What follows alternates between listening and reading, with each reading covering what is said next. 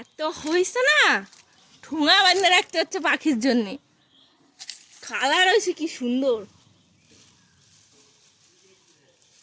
কামরাঙা পড়ে পড়ে রয়েছে, পাকে পাকে সব লাল লাল হয়ে গেছে, আবার পাতাও বেরোইছে। এত পাখিতে খাচ্ছে যে পলিথিনের মধ্যে করে ঢুকায় রাখতে হচ্ছে।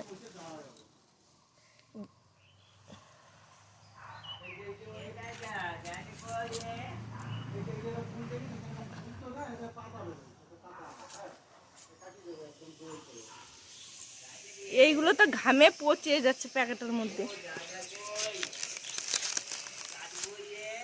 বেকা হয়ে হয়ে রয়েছে।